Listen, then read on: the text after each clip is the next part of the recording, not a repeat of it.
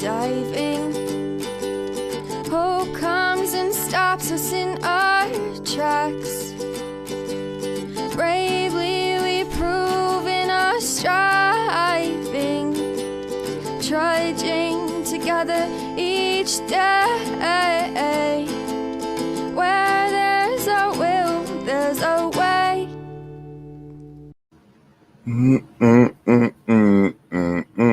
Where there's a will, there's a way. Morning. It's time for the daily reflection. If you're here, please let me know. I'm getting tired doing this part. Just let me know you're here. Say hi. Say, yo, Dion, what is up, dude? Right? So, mysterious ways. I'm going to show off my coffee cup here real quick. So, Richard Marx had this cup. And yes, I've met Richard Marx. In fact, I have him on video singing. But what's funny about this cup is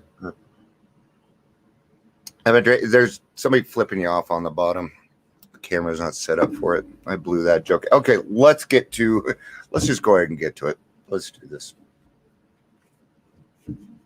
Mysterious ways. Let me look here real quick, guys. I'm sorry. Let's read out of ODAT first, and then we're going to get to mysterious ways because I think that'll be a better fit. So, March 17th, reflection for the day. Lead us not in temptation, we pray, for we know with certainty that temptation lurks around the corner. Temptation is cunning, baffling, and powerful, and patient. Good morning. Mr. Livingston, I presume. It's good to see you, dude. I hope you're doing good. Keep up the awesome work. We never know when it'll catch us with our guard down. Temptation could come in the siren song of a 4-color advertisement, the fragment of help remembered song, or more obviously in the direct urgings of another person. Wow. So we have a lot of things out there that can tempt us, right? Depending on what your ism is. I'm a drunk. Alcohol is all over the place. There's not a TV show that I watch that there isn't alcohol in it. Okay. And I notice, God, other people drink a lot. It's TV. My favorite are TV AA meetings. Man, yeah. Just so on dot. More Jill. Good to see you, honey. We must remain forever vigilant, remembering that the first drink gets us drunk, that the first obsessive bite will likely trigger an overeating orgy, that the first roll of the dice could well destroy our lives. Am I aware of my number one priority? God, lead me out of temptation, whether it is the jolly alcoholic abandon of my peers at the special occasion celebration, the pressure from my friends to get in the spirit of a party, the familiar aura of an apartment where joints are passed around, the sound of rattling dice, the smell of a bakery. May I know the limits of my resistance and stay well within them. May my new surrender to the will of God give a whole new meaning to the phrase, get in the spirit. Remember, get into the spirit. Not spirits. Okay? Yes, I know it's St. Patrick's Day. I don't care. Okay? And so when it comes to holidays, and you guys will find this more and more about me, I'm going to tell you what today is. It's Wednesday. Okay? It's not any different from yesterday. It's not any different from the day before. No, I'm going to be different.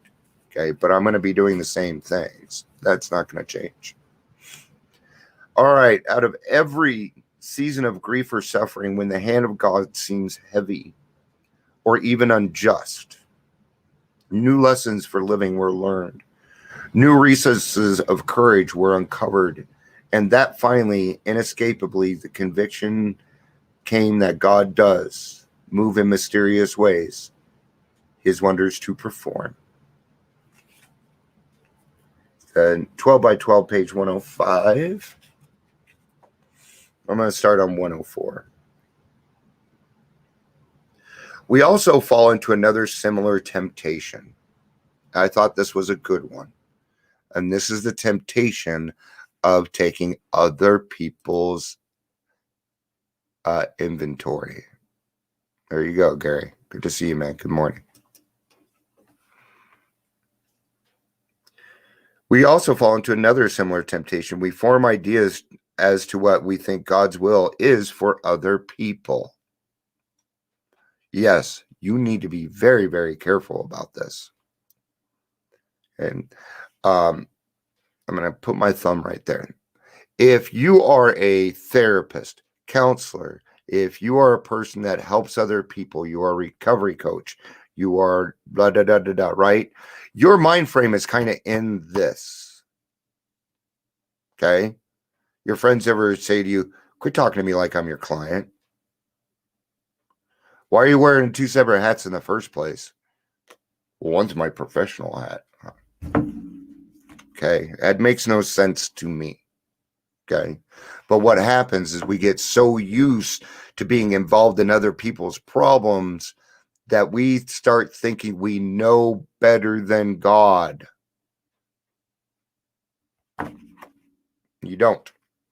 We say to ourselves, this one ought to be cured of his fatal malady, or that one ought to be relieved of his emotional pain. And we pray for these specific things. Such prayers are, of course, fundamentally good acts. Sure they are. They're also very selfish. Okay. When my wife's hurting, I don't pray the same way. I go into this shit right here, and I have to watch that.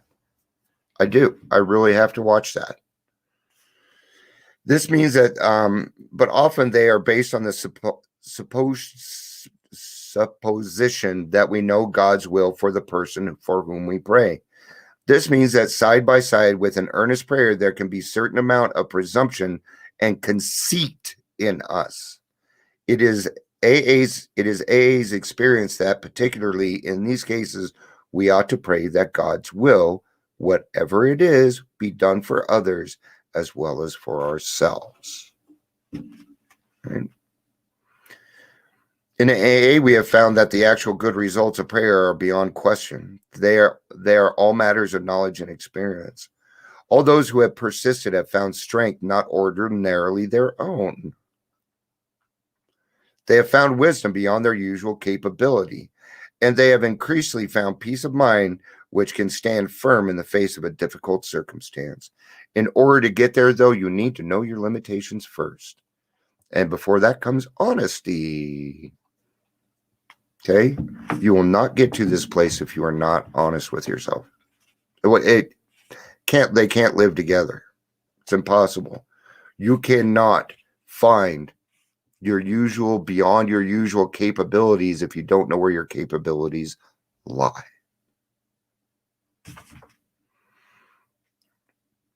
And they have increasingly found peace of mind which can stand firm in the face of their difficult circumstances. We discovered that we do receive guidance for our lives to just about the extent that we stop making demands upon God to give us order and on our terms. Almost any experienced AA will tell you how his affairs have taken a remarkable and unexpected turns for the better as he tried to improve his conscious contact with God. He will also report that out of every reason of grief or suffering, when the hand of God seemed heavy or even unjust, new lessons for living were being learned.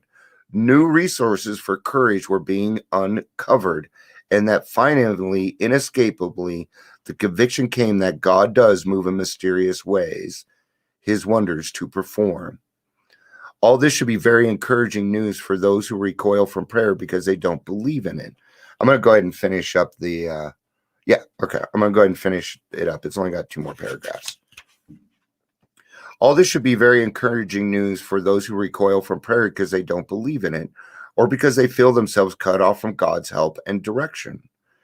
All of us, without exception, pass through times when we can pray only for the greatest exertion of will. I remember those days.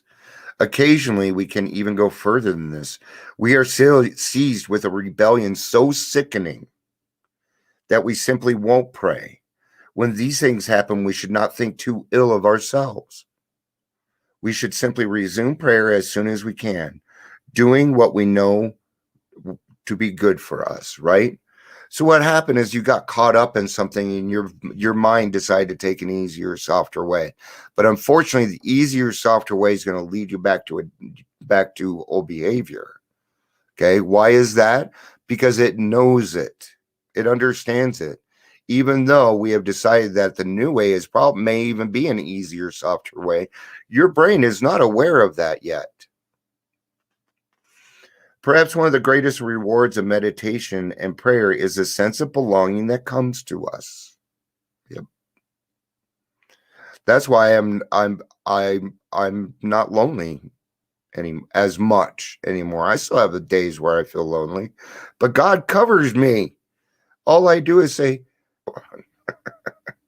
we no longer live in a completely hostile world. We no longer lost and frightened and purposeless. The moment we catch even a glimpse of God's will, the moment we begin to see truth, justice, and love as the real eternal things in life, we are no longer deeply disturbed by all the seeming evidence to the contrary that surrounds us in a purely human affairs.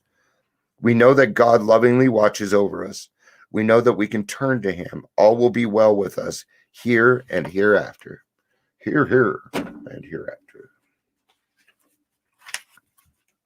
All right, let's see what this person has to say. After losing my career, family, and health, I remained unconvinced that my way of life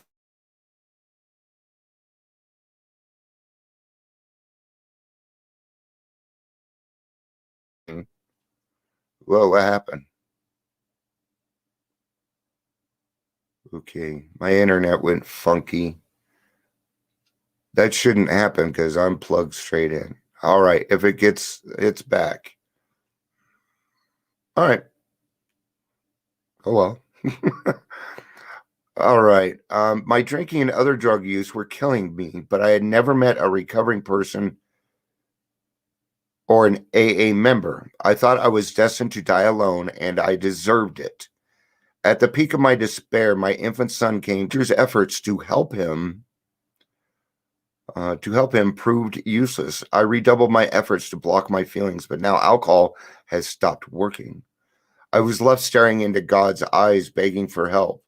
My introduction to AA came within days, through an odd series of coincidences, and I've remained sober ever since. My son lived, and his disease is in remission. The entire episode convinced me of my powerlessness and the unmanageability of my life. Today, my son and I thank God for his intervention.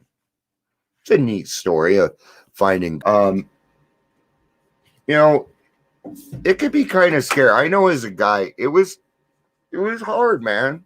It was. I had to let go of a lot of ego, a lot of pride, that really stood in my way. My anger really stood in my way, which was part of my pride. All that comes down to fear. Fear. No. And as a man, I'm not supposed to fear anything, right? I fear a lot of shit, man, including spiders, heights, being put away. That's a huge fear of mine. My wife leaving me. That's never going to happen. I'll tell you why, because I'm going to treat her like a queen for the rest of her days. But these are fears. These are legitimate fears. I still have a fear of spiders. That hasn't changed. I still have a fear of heights. I don't actually have a fear of heights. Okay. What I have is a fear of being up in the air with no control. So if I'm like mountain climbing or something or hiking, I'm okay. I'm okay with a plane too. But put me on a roller coaster? Yeah. It's control. Control. All right, guys. I've got to go slap some things together and get ready for the noon meeting. And then it's podcast day too. So I will see you guys tomorrow. Yeah, fantastic. I love you guys. Peace out and have a day. Bye.